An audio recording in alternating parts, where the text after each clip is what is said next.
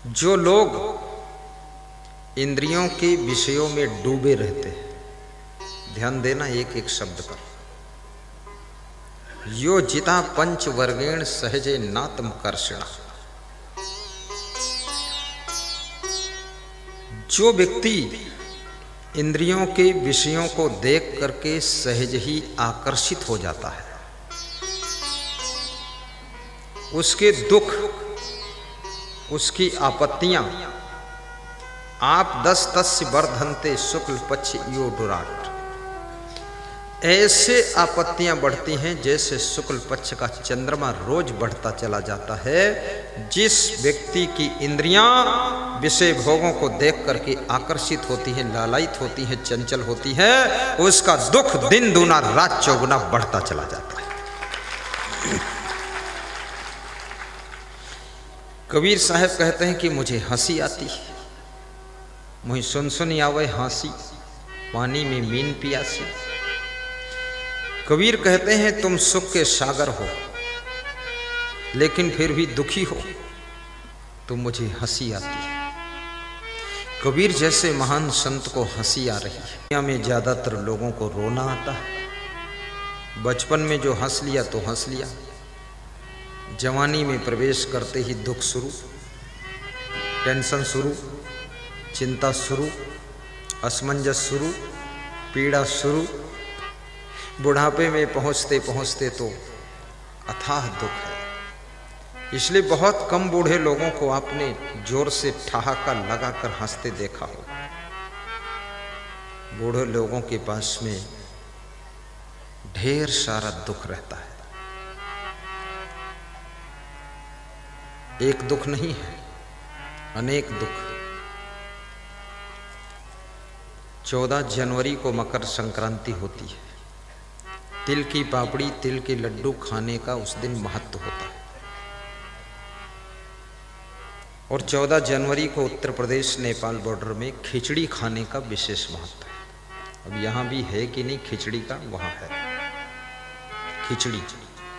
चावल दाल मिला करके पकाकर घी डालकर खाई जाती है खिचड़ी। तो एक नाती अपनी नानी के घर खिचड़ी खाने गए। नेपाल बॉर्डर पर परंपरा है 14 जनवरी मकर संक्रांति के दिन नाती नानी के घर खिचड़ी खाने जाता है। नानी उसको प्रेम से खिचड़ी खिलाती है और नानी चलते समय उसे दक्षिणा भी देती है, कुछ विदाई देती है।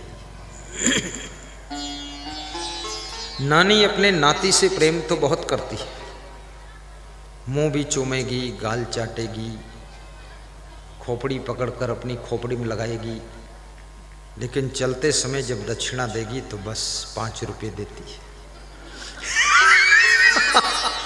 नाती भी सोच में पड़ जाता है कि इतना मुंह चाटा, नाक चाटा, खोपड़ी में खोपड़ी जोड़ा और दिया 5 रुपये।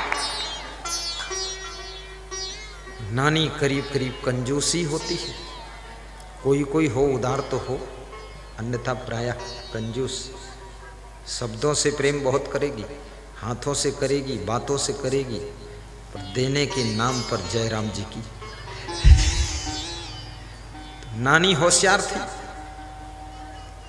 जब वो नाती नानी के यहाँ खिचड़ी खाने लगा, बैठ गया, खिचड़ी थाली में आ गई। नानी ने सोचा कि मैं कुएं पर पानी भरने चली जाऊं।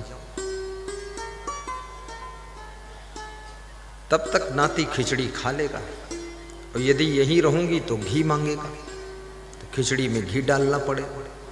तो पहले से पानी के बहाने चली जाती हूँ। नानी होशियार थी और करीब करीब सभी नानी होशियार ही होती है, क्योंकि नानी बनते बनते होशियारी आ ही जाती है।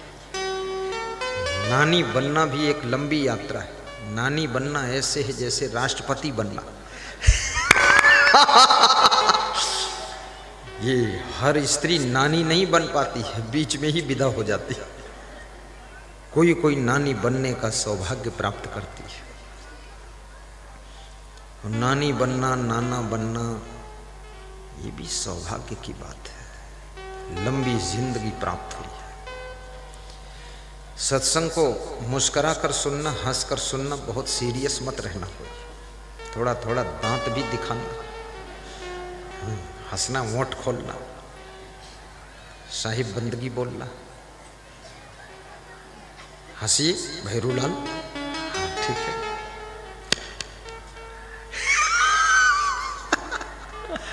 साहिब बंदगी, हमको तो बहुत हंसी आती है।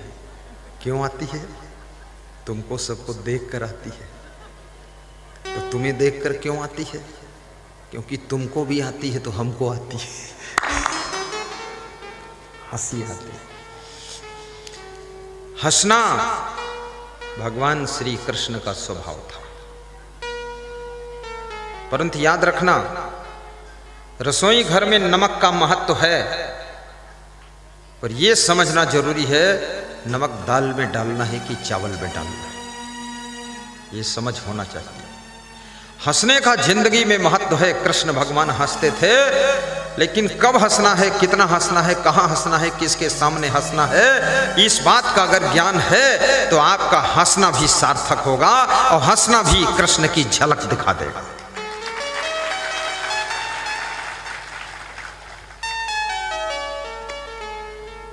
भगवान कृष्ण प्रायः हंसते रहते थे और भगवान श्री कृष्ण के शीश मुकुट में मयूर का पंख लगा रहता था।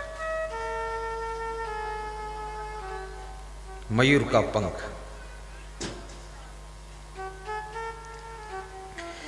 मयूर का पंख शीश मुकुट में लगाते थे। क्यों? मयूर का स्वभाव होता है, दूर कहीं बादल गरजते हैं तो मयूर नाचना शुरू कर देता है। मयूर का पंख नृत्य का प्रतीक है, मस्ती का प्रतीक है, आनंद का प्रतीक है।